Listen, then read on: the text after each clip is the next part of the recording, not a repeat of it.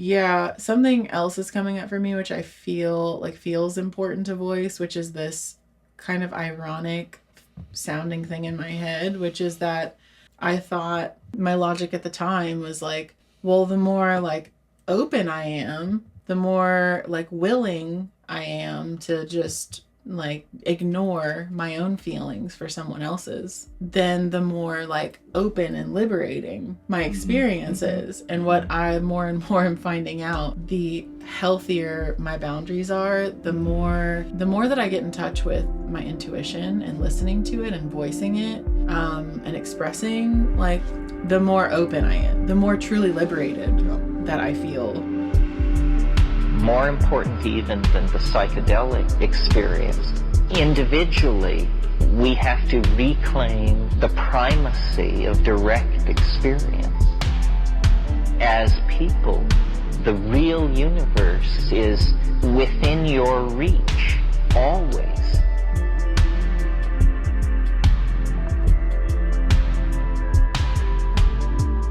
Yo, here we are back again. I'm your host, Eric Osborne, and my guest today is my favorite person to explore and talk about and have sex with. My wife. That's right. She is back here with us today. I'm actually recording this intro before the conversation, so what's it going to be? I already know I'm going to try to pull some juicy tidbits out of her. I want to see what she's willing to talk about. But I'm not gonna make any predictions. We have had just the most amazing sex life. I mean, we still do. It is mind-blowing. And we talk about it. I think that's what makes it so mind-blowing, is that we spend so much time really communicating about not just our sex, but our lives together. Anyway, I love y'all. Thank you so much for being a part of this show. And here we go. What's up, everybody? Welcome back. I'm not your guru, and you are the audience. Welcome. I'm your guru. Oh, God. Just she made me bring her back on. She was like, she made me have her back on, especially when I changed the name of the show. She's like, well, now you need a guru. That's right. So here I am. And here we are with Lilith. It is really nice to be back. Yeah, it's good to have you back. Right here. I've been really looking forward to this. It's interesting that of all of my episode guests, you're the hardest one to actually get to sit down with. And I live in the same house. We've rescheduled this conversation, I believe 4 times officially now. So there's that. And we made it. We made it. It's so much more sweet now. We're making it. That's true. As you can tell, or as I don't know if that doesn't really indicate, but things can change very quickly. Yeah, Eric bought this boot at Goodwill. I just thought it would add some sex appeal. Yeah. The Robo boot. Get a little sympathy from the listeners, from the viewers. I broke my ankle doing what I think is the sexiest thing I do, and that is roller skating. It's been such a source of joy for me, and getting into my body and just letting go and truly like falling in love, making love to myself. And that's why we got kicked out of the roller skating rink. I got too excited and broke my ankle. No, anyway, so in case you're wondering why I have a Robo boot on, that's it. And we're here today because, well, those of you who are faithful listeners, I so appreciate your attention. You keep coming back to the show and keep providing comments and insights, and I really deeply appreciate that. And as you know, this has been going through some structural changes, and one of the things that I would like for this to be with every chapter is have my wonderful wife come and basically kind of interview me a little bit. The thing is that she doesn't listen to my podcast, so it's a good opportunity for her to, find out what I've been finding out from all these wonderful people I've been talking to. I do have a reptile specialist that I've done an interview with. I'm going to be doing a chapter on animals. I've worked with animals extensively, particularly dogs in the trip space, but also some experience with horses there. And as you can obviously tell, I have a deep love for snakes. So I'm just really, really continually very excited about this podcast, being able to talk about like all the things that I enjoy about life through this psilocybin lens. So I really just want to express gratitude for you continuing to share this journey with me and give you a little bit of insight into what's happening. All right, Courtney, would you mind and just let Lily crawl back into her jungle abode there? Just want on the lower level, please. There you go, big girl. And she got them so big. Snakes actually, though, do connect to the topic of sexuality. If you're even moderately aware of the Judeo-Christian story, where, Adam and Eve and the serpent that came and tempted them. And a lot of people suggest that this apple that they ate from, you just leave it, was, the forbidden fruit of sex. It's an interesting take. There's also the whole psychedelic mushroom, perspective around it, but we're not going to go too deep into that. But it is actually connected to this topic of sexuality, and many of you probably know that if you look into kind of ancient or very old sexual practices like this, what we talk about in terms of Kundalini and Tantra and this kind of metaphorical serpent at the base of the spine that rises up. So anyway, to me, it's all relevant, and just kind of throw that in the mix here. But Courtney, what do you actually care about the conversations that I'm having? Have you thought about this? I know that that I've been talking to people about sex. Have you been worried about what I was talking to them about? You never once listened to an episode to see, is he talking about our sex life or? Yes, I care. Otherwise I wouldn't be sitting here. Except for, all the threats that you made to me, and all that stuff. Just kidding. I'm very curious about the conversations you've been having. I really am. And also, I live with you. I work with you. I do almost all life with you. Mm-hmm. And so it's nice to be able to have as much as I love your voice, just to have a little space from it. So your podcasts are, a good chunk of time. That's the only reason I don't listen to your podcast. Okay. I'm just kidding. I just want to make it clear. It's not because I don't want to. If we didn't work together all the time, I would be listening to your podcast. I feel very confident. Fair enough. In it. So that's really why I just need space. Okay. I just need a little space. If you want me to be turned on, I need a little space. I definitely want you to be turned on. That's what I'm going for here. Please do not listen to my podcast. That's why I'm not sure that translates to you all. I don't know. Hopefully my podcast doesn't turn you off. But I think you all know what I mean. Yeah. You'll know what I God. mean? Yes, please. I wouldn't listen to your podcast either. We've been together I know you wouldn't listen. No. You don't even listen to my Marco Polo messages. You're right. You're right. You just automatically skip them. So there you go. Okay, so. There's a little insight. I have a lot of curiosities about the folks that you've spoken with. So I'm really excited for this conversation and to hear what you have taken away now that you've had some time and space from some of these conversations, which have been happening over the course of some time. I want to know the highlights. I want to know the juiciest of the juicy. The juicy parts. And I know there's some juicy parts. There's definitely some juicy parts. The first one that I have with Taylor, this is a guy that I've been following for quite a while. I listened to him a lot for a while there because he's not the only, but probably the best kind of white male Western, someone I can identify with that talks about the practices of semen retention and qigong energy work, and just it gives a really good perspective, I think, on men's sexual health overall, which is like, I don't know. There are so few places where we talk about particularly men's sex health. You know, it's just this like, men, I feel like we present to ourselves, and that's what kind of media in the world presents back to us, is this kind of, you know, ramrod machine. You just get in there, get the job done, and then you're out. And obviously we're so much more dynamic than that, right? We're spiritual, energetic beings, and sexuality,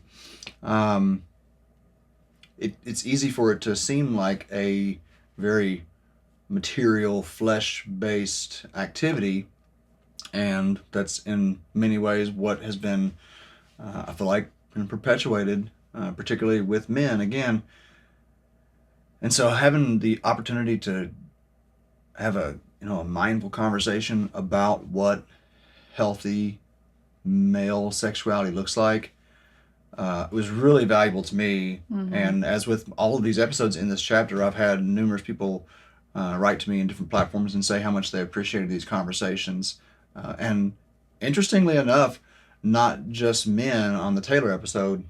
In that episode, we talked about multi-partner sex, and because he's had quite a few experiences with that, and ethical non-monogamy was to an extent a thread that ran through all the conversations.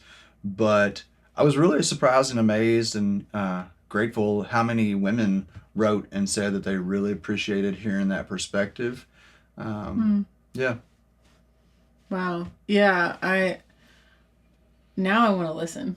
But I probably won't. No. Listen to Taylor. Listen to some of his episodes if you want to hear. Okay, that's a good idea. He has an episode about going to a sex party on MDMA, and he didn't like have sex with anybody there, but he talks about like being able to feel people having sex in the rooms around him and stuff, and how it's pretty cool. Yeah. Whoa. A sex party on MDMA sounds like a really, like, you gotta be like a pro, like, boundary, healthy boundary haver to go into that situation. Yeah. I can't I even. know. I'll be like, Yeah. I think I'd be a little scared. I'd just be like, I'm just gonna be over here. Yeah. Because I'm just not gonna do anything. He said he ended up cuddling, I think, with some folks or whatever. But okay. That's interesting. Mm-hmm. Well, as you were talking, I was thinking about witnessing you throughout our time together, talking with some male friends of yours about intentional sexuality and different sexual practices, and feeling this sadness almost that in you trying to have some camaraderie there and like some men to speak with about this topic, and seeing the cultural programming like running deep in folks, and just seeing them have a hard time being able to see sexuality as being potentially a spiritual experience, an energetic experience that's more than just like a physical need that needs to be met. So it feels good to hear that as your spouse that you were able to have a conversation like that with someone who's very intentional and has their own practices that they're sharing. So could you talk a little bit more about, like, you mentioned Qigong and the semen retention kind of in the same breath. And I'm wondering, like, what did you take away did you learn anything new from Taylor there? Because you've had an ongoing Qigong practice and semen retention practice for quite some time now. So. Yeah, I think I took away from him on that part of the conversation just to continue to be gentle with myself around that. Because I can kind of like still be a little hard on myself. Couldn't help it. Dirty dad jokes.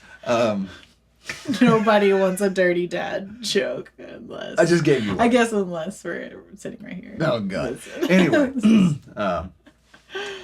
And so to just be a little gentler on myself when I slip up, so to speak, you know, because it is a really challenging practice. And like that was reaffirmed as I was talking to one of my friends, that there is a male friend that I have that has pretty healthy, we can have healthy sexual conversations, curious conversations. And we actually were on MDMA a few nights ago, or a week or so ago, and we were talking about this thing, and he was like, man, that shit's hard. He tried for a while to do it, and I was like, yeah, I know it is. But the Qigong being the technique or technology that you incorporate into that to really tangibly interface with that energy, because this is something that still is not part of our typical discussion around energy even. But it's something that you can learn to engage with and feel and pick up on and read. And like I relate it to liquid, to a water, that I can feel things flowing in and flowing out. And the more I'm in practice with the Qigong, and the more I'm full of that sexual vitality, that energy, I'm able to engage with that. So I have not been real consistent on my Qigong practice, which, like, I'm consistently inconsistent. But at the same time, I'm like, again, trying to apply that, not be too hard on yourself, and just, you know, accept what is and move towards improvement. Be hard, but not be too hard on Be hard. yourself. Go hard, just don't go too hard. Otherwise, you'll break your ankle. And remember to be soft sometimes. Sometimes soft. As well. Yeah, for sure. For sure. Which that's, you know, some of the conversation with him, but more so Kat Meyer down the road, 2 episodes after that, this whole softness came in. She talks about stepping into her soft girl era, and I joked and said, I think that I'm stepping into my soft girl era too. And in ways I am softening up. And it is from embracing more feminine traits, and that conversation, it was a great conversation. She's a ketamine therapist that does like retreats in Tulum and whatnot, and has really helped a lot of people in their sexual health. It seems like just get more comfortable in their bodies, more comfortable talking about it. It's amazing to me how many couples do not talk about their sex life. But then I look back at previous relationships and I'm like, oh yeah, I didn't talk about my sex life either. So yeah.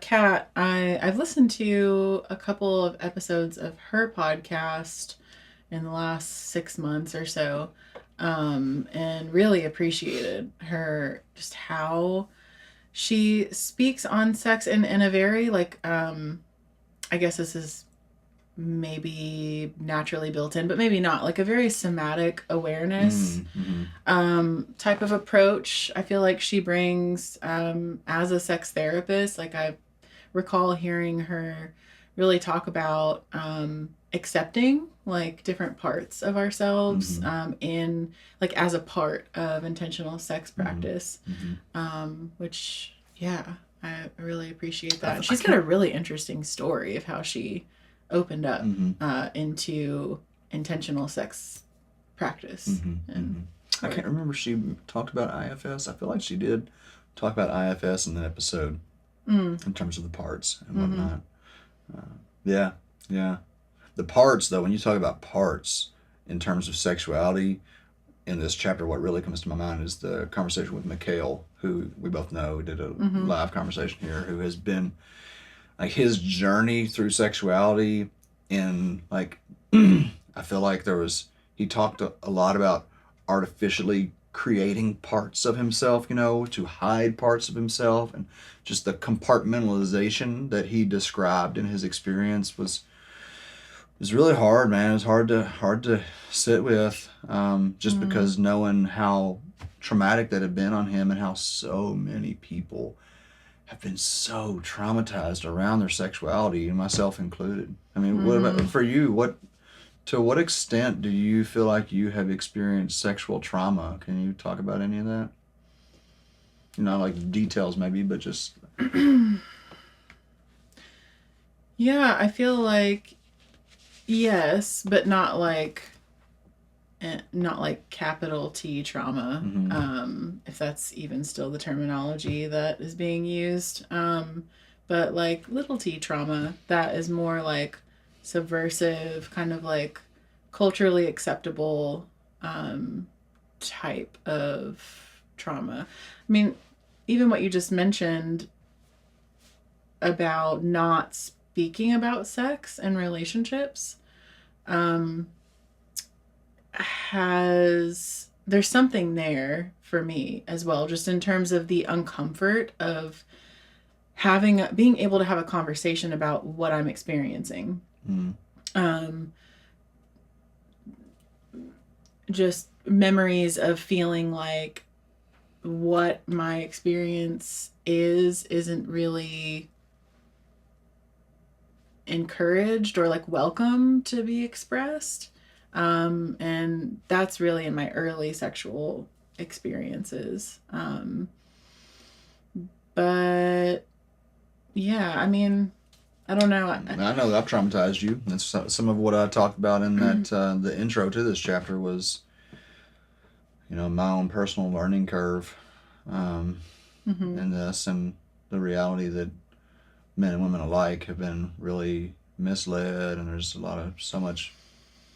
so much baggage that's been passed down, and it's hard to even be aware of whether or not we're traumatizing people or whatnot, and yeah, I mean, it's kind of hard to, when I'm asked if I feel like I've been traumatized, it pretty quickly, I feel like I'm in this victim role, which I don't like. That is certainly an experience that is valid for people, and has been valid to a certain extent for me. But like you're saying, both participants in any experience or relationship are bringing beliefs and patterns to the table. And like throughout our relationship, we've been through so much already in our 12 plus years together. And we could maybe write a little book on our personal sexual journey together. We could make a docu-series. Yeah.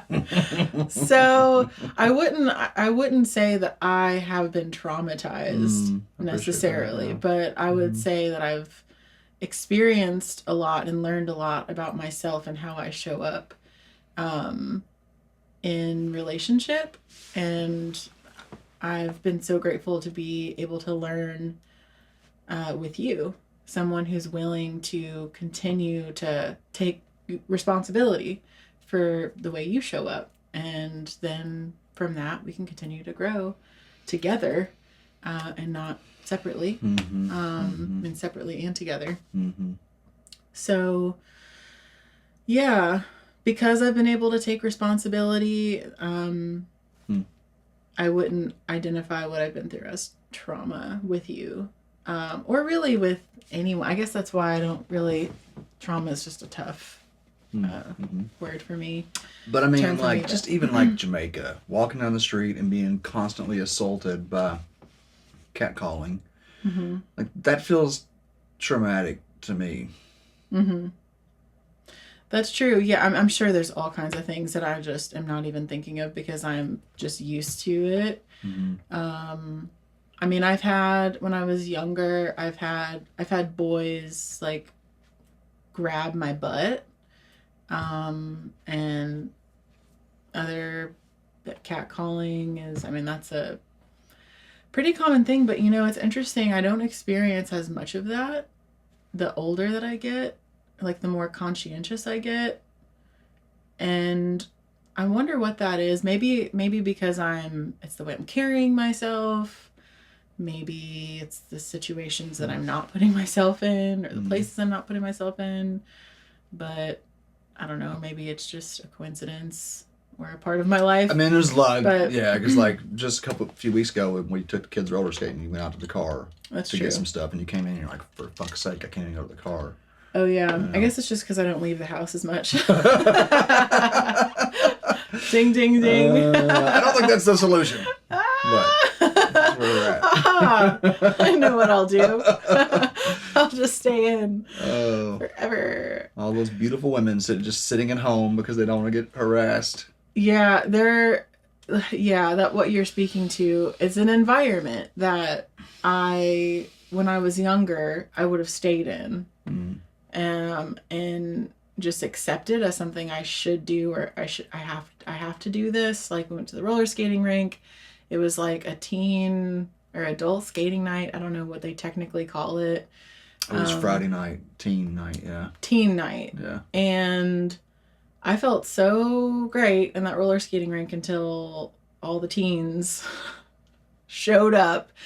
And then I felt very uncomfortable and unsafe. And I think a big part of that as well was our kids were there with us, and there was just a lot of vulgar, like, the music, I know. It was it felt violent. Like, it felt like a violent environment, like on the verge of some kind of violence outbreaking. And like, that energy was palpable, and I was like, I'm out. But like, I just left. That is something, with the kids. God, there's so much that you've mentioned that could be like entire chapters already, which again, like, I love this because we can keep coming back to this kind of stuff and exploring topics in greater depth.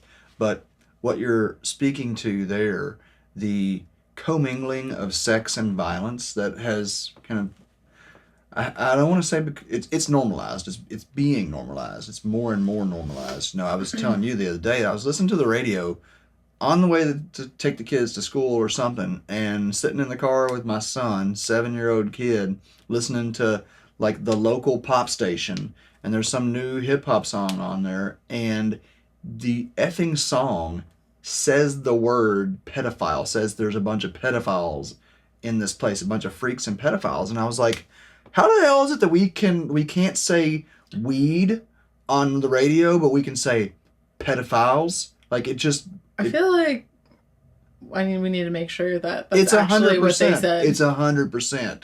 It's 100%. I've had no mistake. It's 100%. Like, what? Yeah. So confused by that. It does.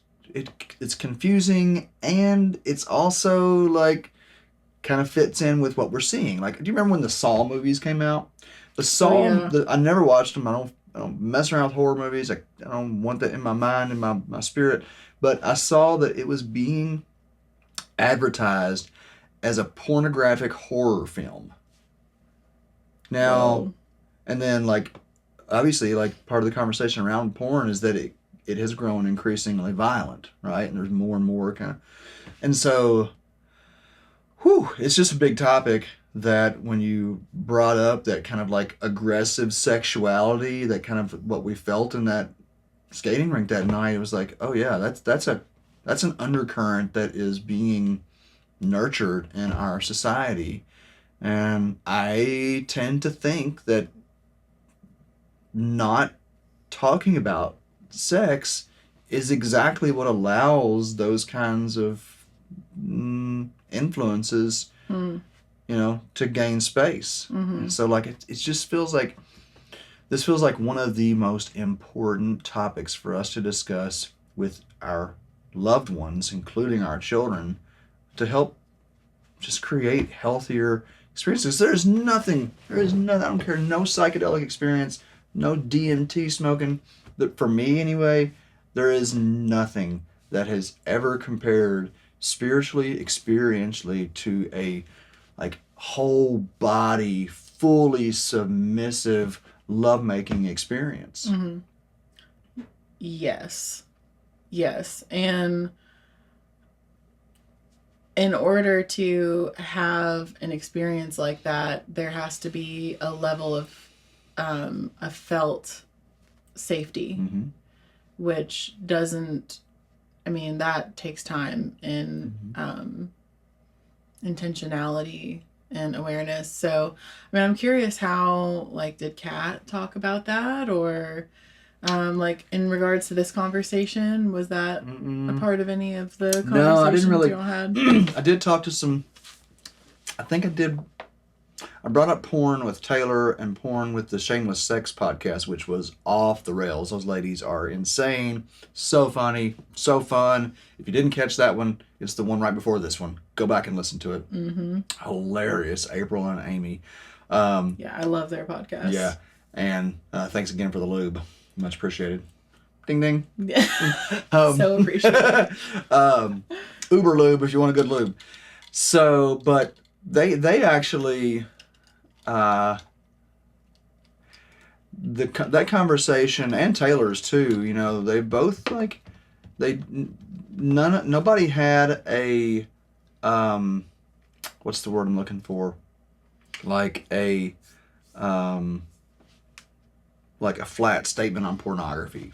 I was kind of surprised. I kind of thought some people would be like, at least some folks would be like, porn's all bad, don't even touch it. But that wasn't like the takeaway. And so that I did kind of it has given me some food for thought. But there was no conversation around violence and sexuality, which again, like that's what I love the idea of being able to extend these conversations, bring stuff back around. Yeah.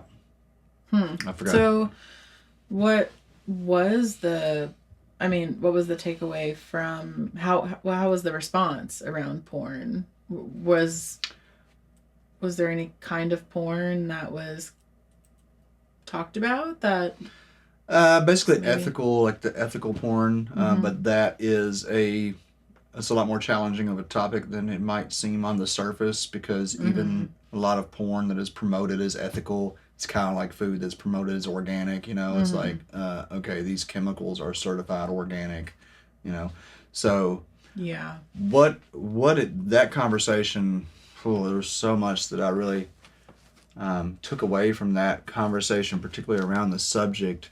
They were expressly against the free porn sites, because nobody's getting paid, you know, the actors or actresses. They were really like explicit, like, this is an acting job, this is not sex work, this is an acting job.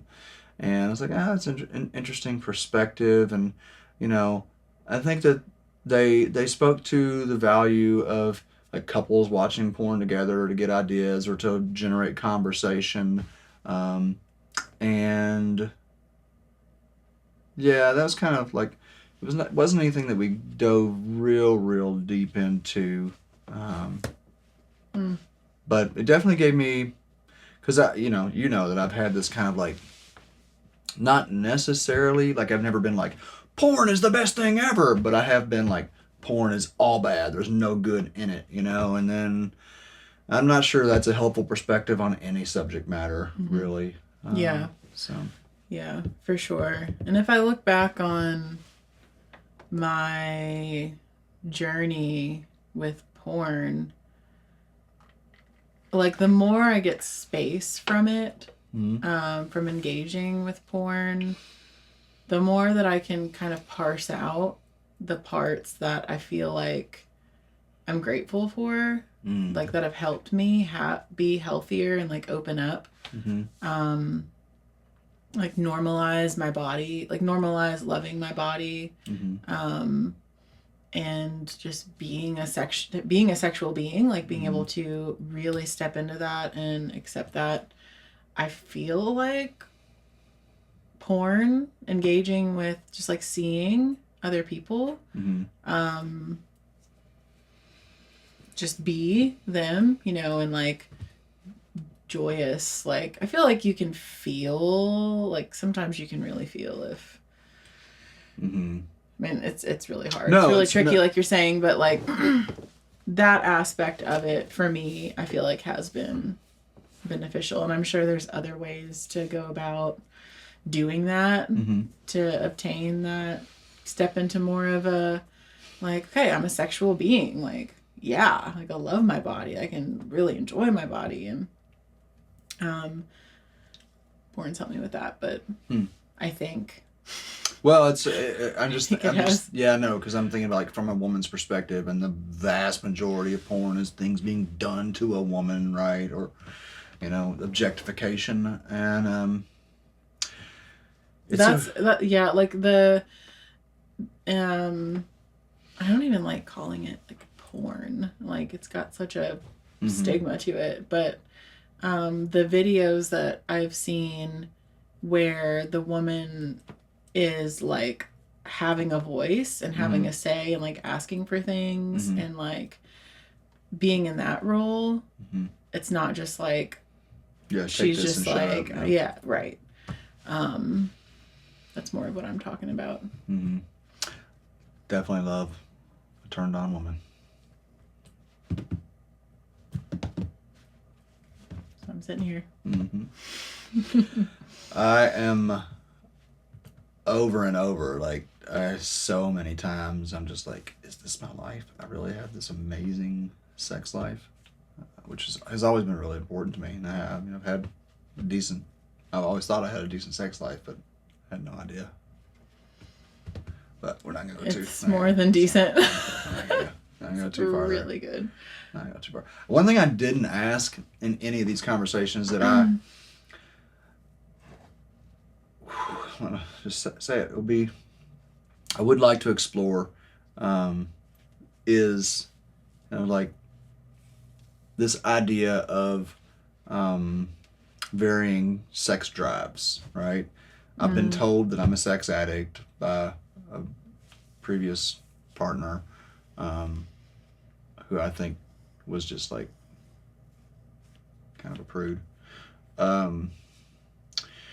And obviously, or I think you would concur that I have a relatively high sex drive. And I have never, like, I've done a fair amount of online reading about like what is considered a normal, healthy sex drive. And this is one of those things that people are, it's either like pathologized or you're told that there's never a problem in a lot of instances. But you do find conversations that say, once it starts to interfere with your productivity or your friendships and this, that, and the other, that's definitely something to be concerned about. But I don't know, I guess like that's a part of this conversation that I have not really been super eager to talk about, because I think part of me is like afraid that I'm going to find out that there's something wrong with me, Eager to talk about I'm not professionals, eager. right? I'm not eager. eager. Yeah, with anybody really, because like it's like that friend I told you about when I was asking about the semen retention stuff, and I told him like how much we had sex, and he was like, "What?" I was like, "Yeah, kind of feels like baseline to me." And I feel like that is probably, if there's anything that that's probably the biggest point of conflict in couples conversation around sex, is varying sex drives. And kind of reflecting on that, that's something that I would like to have more conversation around the next time we revisit this topic. Yeah. I'm also very curious about that. There's a podcast that I started listening to. I feel like it's called Playing with Fire, Multi-Amory, or maybe I'm mixing together different podcast names. But it's a sex therapist who specializes in ethical non-monogamy, and she's got group cohorts with people in it. I've briefly talked to you about her before, but she has multiple episodes on varying sex drives and how that's just like a thing. Like it's pretty much always, there's like 99% of the time it's a thing in relationships. And I mean, that's kind of, it's a variable that has led us into continuing to explore non-monogamy together, is that. So yeah, it's a big dynamic, probably really fascinating topic to talk with professionals about it and how they go about. Yeah. navigating that with folks. Navigating it, yeah. I mean, I feel like wherever we can remove shame on for anybody in the conversation is gonna be like a way to find a solution. Because like for me, like my sex drive is, well, for one, being in a female body, my cycle is like, it's every month and it's throughout the month. Your cycle is it's like 24-hour cycle. So our cycles are very different inherently. But even so, that doesn't mean that women always have like a lower sex drive than a man. That's definitely not the case. Like I've got friends where they're inverse, right? Yeah. So, yeah, but for when I am experiencing internal challenge or like internal struggle, or when I'm feeling not seen by you for whatever reason, whether that's like real or a projection by me, or whatever, when I'm not feeling like connected with you, or so many things can go into my sex drive being lower. Yeah, stress in general, like distress. It's one of the things that's been really interesting about this foot experience is how that has impacted my sexual self, not in terms of whether or not I'm turned on, but how I feel about myself and how that relates to my level of turn on,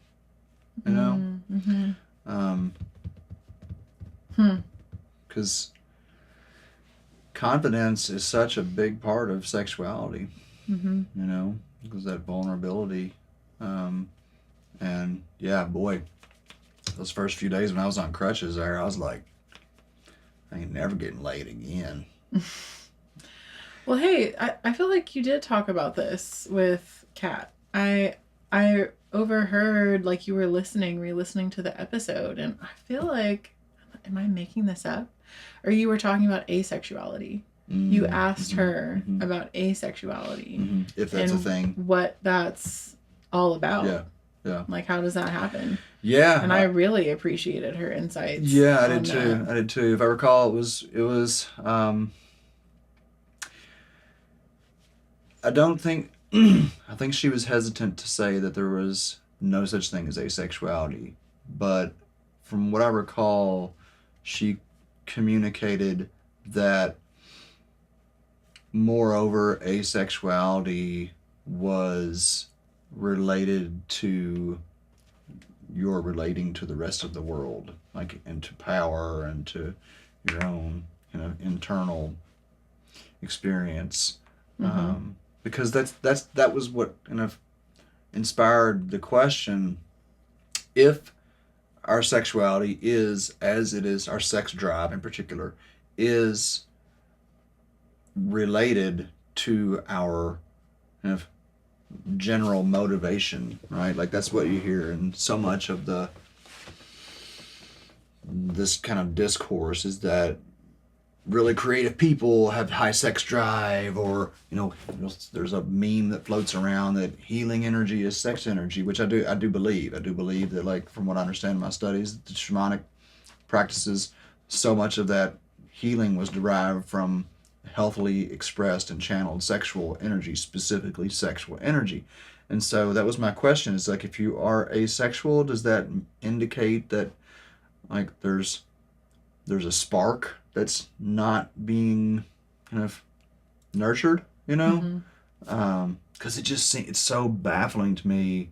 I mean, I was in second grade getting boners over the weather lady, you know what I mean?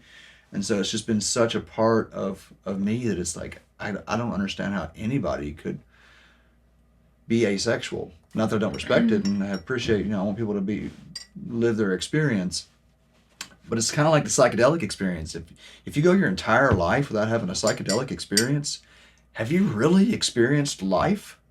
And if you go your entire life without having like a some vibrant sexuality, I do wonder, like, how fulfilling is that life? Because it's just like, yeah, I don't get off on my personal tangent, but so what about you though? Like, I'd love for you to share to the extent that you're comfortable, just kind of like a meta view on your sexual evolution.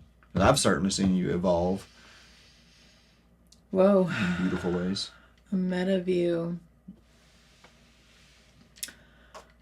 I mean, you don't have to tell the Little Mermaid story, but It all began when I was in my princess pop-up what tent. would I give to live where you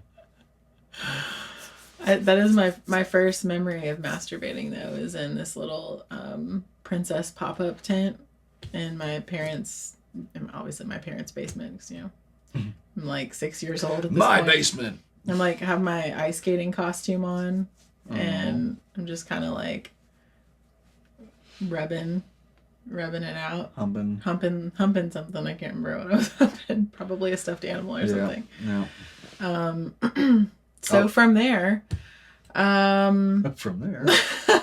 lot's happened.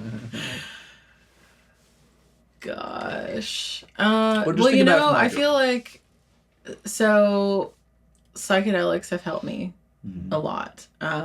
In terms of, like, when I think about my sexual evolution, I think about me loving myself. The more that I am in a place of, like, I am a powerful, perfect being, and including all the flaws and mistakes that I make, and stuff I don't do right with my kids or with you or whatever, like, that's wonderful. And, like, loving that, when I'm in a place of loving that, all that, then I am like, just a blossom. Like, I just feel this opening and this, like, light coming out of me. Because my darkest sexual, like, times that I think about sex being a part of those dark times, and relationships being a part of those dark times, is when I felt so, like, desperate to be something other than I am. That I was just grasping for relationships, for validation that, like, I'm okay. Like, tell me I'm okay. Somebody tell me I'm okay. And in order for you to tell me I'm okay, like, I need to have sex with you. Like, those were some of my darkest times in my sexual evolution. And from those times came STIs and, like, very unsavory emotional implications. And I guess I'm grateful for those experiences, so I can really feel what it feels like to love myself and be in like really intentional relationship where I can talk about what I'm feeling. Like, I can talk about what I'm feeling with you. Maybe not right away, but I know that if I tell you, like, I want to, like, talk something out with you, can we do that? That you care about me and you want to be able to hear what I'm saying, and like, that's really big. That's really big for me. 10 years ago, I couldn't do that. I couldn't, when we first met, I couldn't say to you, like, hey, I really want to talk about something with you that's, like, bothering me. Or, yeah, like, I just didn't feel like I was valuable. Like, my opinion, my perspective was valuable enough to voice. And you've helped me a lot with that, like, really trying to, like, show me, like, like, Courtney, you are so, like, your perspective is so important. I want to hear what you have to say. Mm-hmm. Like, I really want to know what you're feeling. Like, I've apparently had to hear that, like, a lot from someone who really cares about me, and then, see for myself how important my perspective is. So, yeah, I guess, does that make sense? Yeah, for sure. Yeah. Okay. I wonder, like, I guess what comes up is if you had a kind of a scale of yourself at full sexual, like, acceptance and liberation, like, where do you see yourself on that meter, on the Peter meter? It's not just a Peter meter. I know. We all know. It It's rhymed. It too good. rhymed. It's too good. Like, right now, 1 to 10, like, generally on the not Peter meter? in this moment necessarily, but, like, generally in your life. I mean, yeah. We have certainly evolved in our intimacy, particularly in the last, like, 2 to 4 years. I feel like we have just, like, really grown. Yeah. Yeah, something else is coming up for me, which I feel like feels important to voice, which is this kind of ironic sounding thing in my head, which is that when you and I met, I did not have healthy boundaries, like, in a lot of ways. I thought, my logic at the time was like, well, the more, like, open I am, the more, like, willing I am to just, like, ignore my own feelings for someone else's, then the more, like, open and liberating my experience is. And what I more and more am finding out, the healthier my boundaries are, the more that I get in touch with my intuition and listening to it and voicing it, and expressing, like, like, I think I went a little too far. Like, going a little too far here. I'm going to need to come back and, here's what I need. The more open I am, the more truly liberated that I feel. Yes, boundaries set us free. Yeah. So I want to give myself space to be, like, a lot more liberated. Because I'm only 34. So I got, hopefully, a long way to go in my journey. But I feel like 6.5 out of 10. 6.5 out of 10? Wow. If 10's petered out. I mean, I hear about... Looking forward to the 8, 9 and what we got coming. When I hear about Taylor going to an MDMA, or going to a sex party on MDMA, not that I want that, but I just... That kind of experience, it just is so out of my... I don't think about that type of thing. It doesn't even occur to me that, like, sex party, like, oh, what do I want to do this weekend? Like, maybe a sex party. I can go to a sex party. I mean, we have some tacos. We have, I mean, between us, 4 kids, and still 2 kids under the age of 10. So it's like, as our kids grow, I'm expecting that my sexual liberation, I will be totally, like, climbing the Peter. climbing the Peter scale. I'm gonna just let go of all my insecurities and not any Peter. It's all good. Who knows? The Peter scale. I do not want to pretend that, like, anything is always a way. And, in this conversation around non-monogamy, that is definitely, has to be, if I'm going to be, even in, like, fair isn't really the word that I want to use, but let's just say on equal ground or whatever, like, it's like, oh boy, this is all of a sudden all this stuff comes up.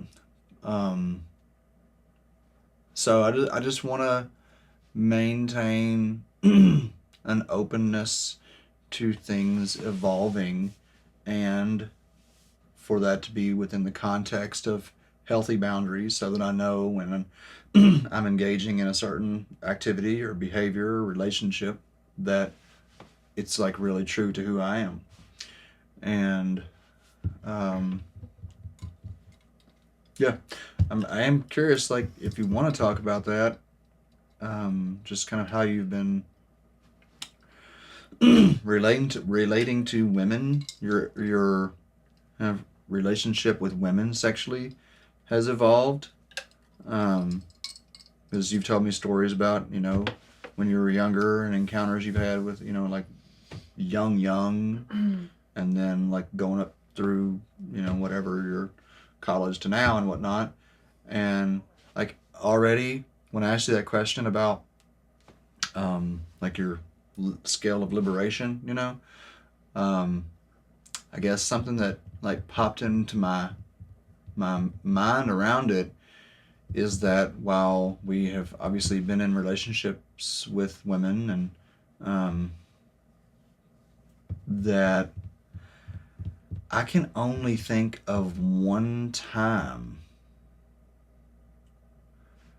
where you were like, oh my God, she's so hot, I want some of that. And that was like while we were on Indie May, and there was this person dancing, and you're like, oh my God. And so like, it's just like, it's curious to me, and I don't ever... You mean like encountering women that we haven't met yet, that I'm like No, expressing? Just generally. I mean, I just like, I don't, and some, yeah, but like just across the board, it feels like, if I'm recalling correctly, that 99% of the time that I'm the one that has brought it up, you know, and I don't know, like, it's not like, I'm not saying that feels bad. There's definitely, like, looking back, and admittedly there have been times when, you know, I regrettably have kind of tried to, like, you know, influence relationships because of my desire, and that feels really horrible to recognize, but it is the truth that I want to maintain an awareness of, so that I don't ever fall back into that again. But well, I feel like what I'm hearing you speak to is you keep bringing up like approaching women like in that way with an intention of like a sexual connection type of approach. That's what I'm hearing you speak to, because in our current relationship, I'm like when we are having sex, I'm like not all the time, but I'm like super turned on. Yeah. Pretty enthusiastic for the person. So I just like, that's separate from what I'm hearing you talk about. For sure. So yeah, and I feel like there's a couple things there. One is with women, and I can't think of a time where I've ever approached a man like in that way either. You almost jumped on top of me the first time we met. You didn't say, hey, but you were like, I fucking me. Okay, that was not what happened. Ah! How dare you tarnish my memory of our first encounter? Wow. That's not what happened. Okay. That's really just not how I've never approached anybody like that. So I don't know. I don't approach people with that mindset. Like, I've seen women, there's been lots of times where I've seen a woman or I see a man and I'm like, wow, like they're hot, but I'm not like, I don't like I'm not an approacher. And maybe that's maybe that's a belief that's inaccurate. But I've also been told it's my human design and like my energy that I should wait for an invitation. And I feel that to be true. Like when I have approached, like things just seem to go better for me when I accept or deny like invitations. Fair enough. And whether that's, I mean, I'm open to that being like changing or whatever, but no, that's interesting. Yeah. I've never, I can't think of any time ever where I've felt like a pull to like talk to somebody for like an important reason, or like I gotta talk to that person. Interesting. Yeah, you bring up the human design and how that's an interesting kind of perspective on all this and so much more. And it has me kind of contemplating some of the ways that, because my human design is supposed to be that I respond to a need. It's like that whole life force energy. You can tell when someone is not like having their fire stoked, and it's like, I don't know, it's not that I want to, I just like, I love helping fulfill needs, not just in terms of sexuality. Like that's what so much of my work has been about, is like there is an obvious need for access to psilocybin in a spiritual perspective. And so like I'm responding to that need. I do want to use my experience and my learning to help other people not make the same fucking mistakes, you know? And because like this is what I talked about this in the monologue. Men are told you just keep going until they give in. Like that is entirely what is part of the male dating culture, is if a girl says no, you just keep bugging her until she says yes. And that's fucking disgusting. But you don't realize it's disgusting until like it's really made known to you that you're like way overstepping boundaries. You're like not considering the human being. And that's the part where if I allow myself, if I'm not cognizant, I call that trauma. It's the allowing or believing that a man or someone else knows better than me, even when I am feeling like alarms are going off. And that's what women are, isn't that culturally what women have been taught? Like, you don't know what's good for you? Yeah, it's like, I don't know. I can imagine, like, I'm curious how for you as a man that plays out, like, in our society. With various programming. Well, particularly because I think the general programming is for women to not clearly define their boundaries, right? And to be like people pleasers, men pleasers, because of all the potential outcomes, you know? And so like I think back to times when I have seen a need and attempted to respond to it, certainly in not the most healthy or thoughtful, mature way, and that individual not saying no, but saying not right now. Right? Like sometimes directly verbally and sometimes energetically.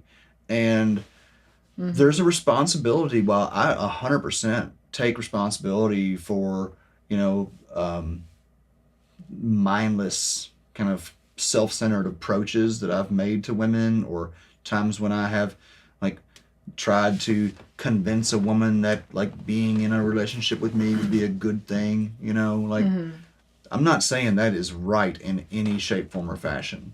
It is what we are taught is right. And it seems that women are taught to just kind of like not say no. And you've said this, like not say no because of the repercussions of saying no. Yeah. Right? So there's a new term for me that I learned in the last year. And I'm starting to recognize it's interesting how when we like we like identify something and put a name to it, it can help us identify For sure. like a pattern of it. But fawning.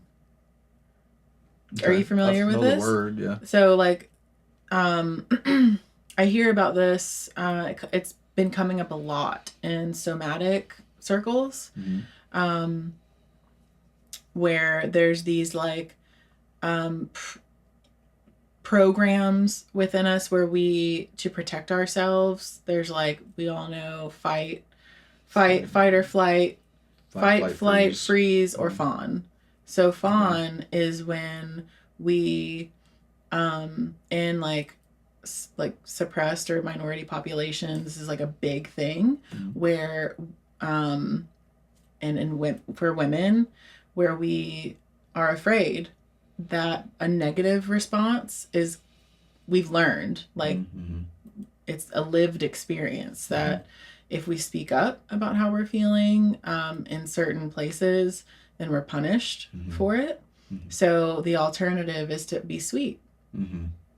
Like, oh yeah, like maybe later, not now though. Like, you know, but still be, because that's what we've learned is like, okay, well, we can just kind of, we don't want to make anybody mad. We don't want to elicit an anger response, because there could be like very real physical, emotional like abuse that happens.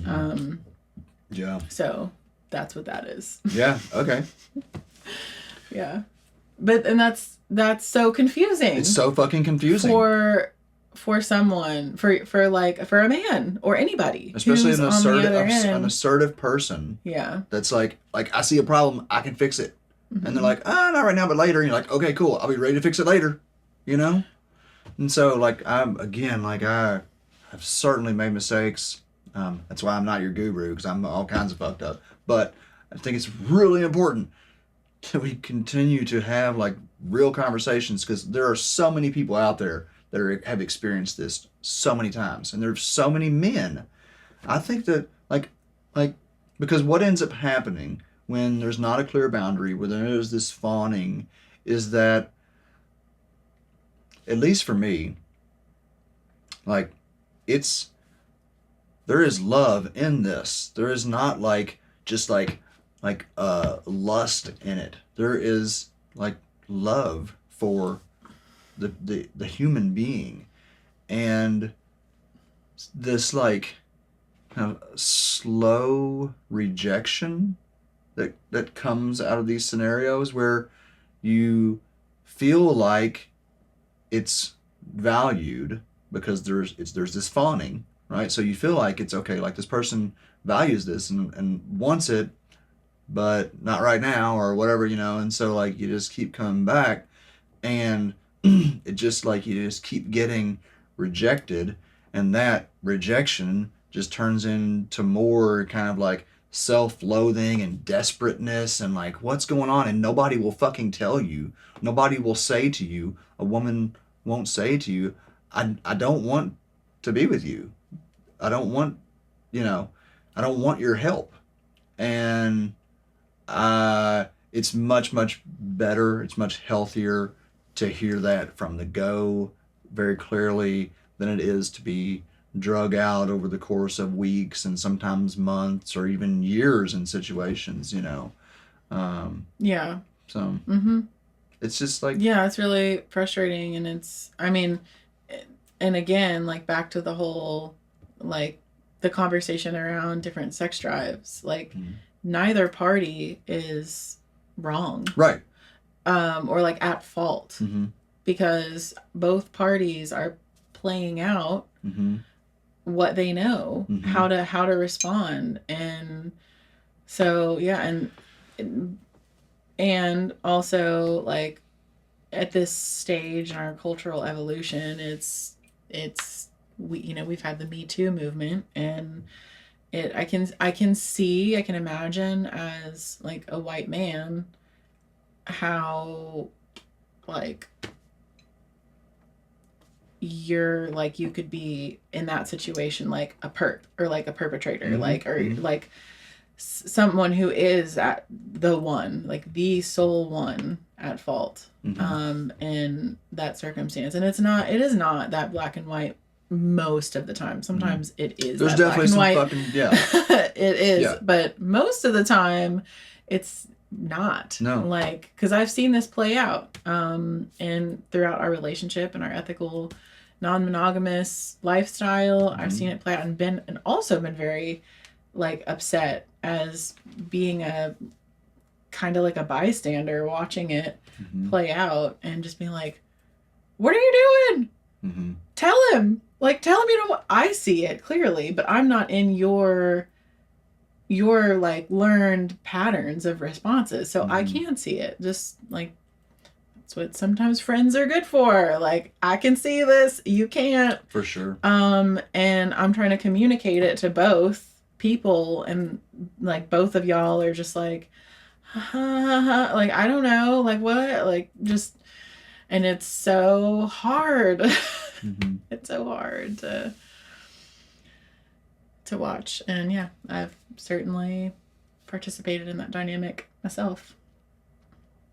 So just really feels like talking about the subject in a like a compassionate, considerate, conscientious way is the only way that we're going to really improve sex health. It's not, I mean, there are other components like, you know, ethical porn or sex therapists or blah blah blah, all the different components of a healthy sex life. But it really feels like for our, not just like when I say sex life, that sounds like sexual relationships between, you know, one or two or more people, but really what I'm referring to is like your own internal sexual ecosystem, you know.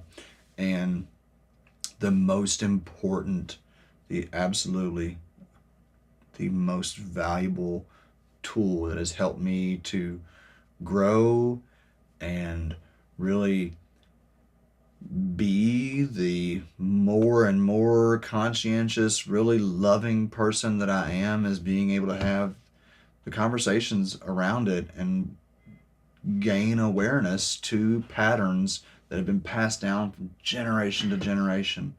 It's just, it's so unfair, and it's so easy to do, to look at an individual and see them as an isolated something in a vacuum, and they're not. We are all a product of all time up to now, you know, and all the lessons and miseducation and good and bad experiences. So it's just like this whole the drug thing. Like, of course we got people just fucked up on fentanyl and everything else. We haven't talked about drugs, like realistically, compassionately, humanistically talked about drugs maybe ever in American society. It's been the same thing with sex, prohibition, or, you know, a fucking free-for-all. And that's just not the case. So, yep.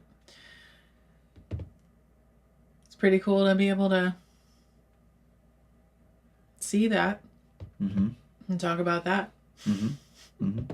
Yeah, I love the ride. I'm enjoying it with you, and you know, as my romantic partner, you have helped me grow in this regard more than anybody, and that's been because you're so courageous and willing to have conversations and like listen and try to understand like really what like I'm trying to like accomplish or experience, you know. Is I know that like I have had so much love throughout the years for woman, and I have fucked up so much in the past with woman, and I have fucked up with you at times, and I will, you know, again, but I suspect not, you know, not nearly to the extent when I look back at like high school and like just like overreaches with girls there, and how, you know, like even even in the midst of it, you just feel like justified in your behavior because this is what men do, and it's just like it doesn't have to be that way, and I want to do my part to help help improve our relationships. Thank you. Really, it's really awesome. Like, it's really awesome how much we communicate with each other. I mean, just in general, and in regards to our sex life, and you are such a big part of that. For me, just, I mean, a crucial part of that, just how much you encourage that conversation and really help me. I mean, you mentioned, I think, your persistence, or maybe that was something else I'm thinking of. But anyway, you've been persistent in like really encouraging me to use my voice in our relationship, as I mentioned earlier, and I can't even put words to how valuable that's been for me to hear my voice and play out. Me valuing your voice has only come from understanding the implications of not listening to your voice, from me not hearing it and you not expressing it. And so I so deeply appreciate that you continue to speak to pretty much everything as like a relationship. This is not one person that's at fault. This is a lot of experiences coming together, a lot of perspectives that are trying to find a common ground, and it's just not always easy, particularly when something has been in the shadows for so long. So yeah, I just really, to close this chapter out for now. I mean, it's chapter 2. It's, for me, after spiritual relationship to my creator, sexual relationships is like it's the next portal into spirituality, because like we not only is it this kind of dance of the poles, the masculine and feminine, but it is, if it's really done, if it's really conscientious, then it is expanded awareness of like, I want to say the other, but everyone's boundaries and sensitivities. So I really want to encourage men out there to listen more, to like, and I think if there's a piece of advice that I would give myself in the past, it's to listen to the subtle communication, listen to the energy. It's not even the words. Like, there's times with us, like even last night, I was just like, there's something in the middle here, and I don't want to go any further until like I understand what's in the middle. And I think it was just a very like minor clarification about where you were. But like it's so important. This is such powerful, vulnerable, beautiful, amazing spiritual work that we can do with each other. Or it can be like some really dark, nasty, I don't want to say evil, but bad stuff too. So, and ladies, please speak up. I know that there are men out there that are violent. I know it, but I also know from the conversations that I have with men that the overwhelming majority of men, they want to know what the woman or their counterpart is desiring or experiencing. Sometimes, or I think a lot, there's conditioning to get through. Men have been taught that like we know what's right. A lot of men have, and we're still working through that. But the example that Courtney gives of really like speaking to the spirit, not the behavior. Like, speaking to the behavior is generally, I don't know how helpful that is. It's like speaking to the human, speaking for yourself as a human, and really helping people feel like this is not a rejection. This is a conversation. This is a boundary. So, yeah, I don't know if that makes any sense, but...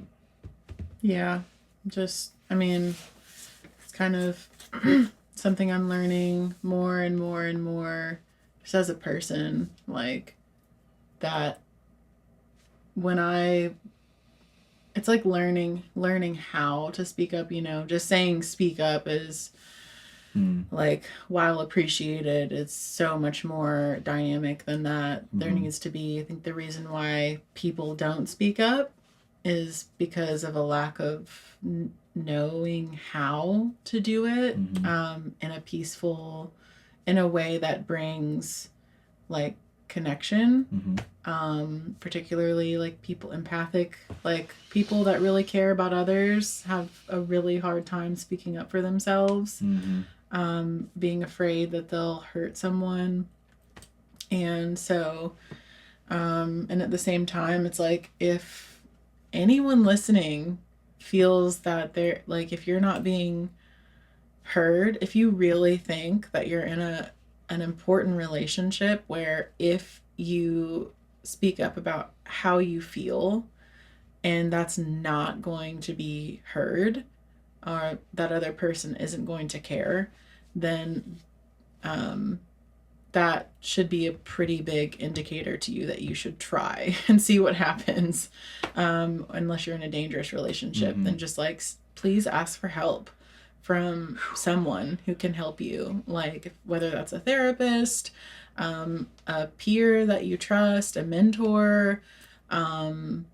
There's so many resources out there that can help you just get your head straight about what's happening in your relationship. Because sometimes there's a very real, this is just the case right now with women, there's a very real danger in speaking up. And it's sometimes not seen on the outside, how real that is in our community. But yeah, just would encourage you to do some Google searches, find somebody that can help you figure out where you're at in your life, get to a better place. So you are the guru. I said I would encourage you. No, I mean, I'm to just find I'm just, help from well, somebody saying, else, like, not me. because like as you spoke, I'm hearing how I'm speaking, and it's like so fucking ingrained. And I'm like, telling people what to do. I'm not. I'm not telling anybody what to do. I am giving some advice for men. Fucking listen, and for women, yeah. I think like women speaking up is really important, but because yes, of the context, it's not that simple a lot of times. So it's not that simple, and it's not that simple for men to just listen either. Yeah, and I mean, I can name several men right now who don't speak up. So it's like, just take Eric's guruism, his advice with a grain of salt. Yeah, for sure. Think for yourself, damn it. Yeah, I don't fucking know. I don't know. You did want me to roast you, right? No, it's okay. It's all good. I mean, this is like, I want to grow for real. And that means that I have got to consistently be confronted with all of the areas, all of my blind spots. And it's tough. It is not easy. Become aware, like once you start becoming aware of how little you know and how much shit you talk, it's like, oh God, I need to just shut the fuck up. That wouldn't be any fun. But I can't. I just can't stop talking. I got a podcast and I'm not right now. I won't stop talking. No, if you want Courtney is a great coach on this. If you're interested in maybe even Courtney being one of those people that supports you, ladies, not me for sure. Or men, if you would like me to support you, I do have some folks that I work with around, some men that I work with around their healthy sexuality, and you can email at notyourgurupod@gmail.com. Other than that, thanks for being here. I hope I have not thrown myself under the bus in this conversation. it's a tricky thing talking about this, It especially is. if you're going to be honest and vulnerable, because somebody's Yeah. going to take a snip and somebody's going to say you're Whoa, this, that, and the other. don't I didn't don't like get that kind of snipped. snip. What? I mean, I don't want to have. We're done. Yeah, but I'm not still, snipping. I want. I'm not snipping. There's things that we We're- don't know. the I mean, I'm juices are just. flowing. That's my vote. Is to not snip yourself. Okay, love y'all. Bye. Thanks, bye.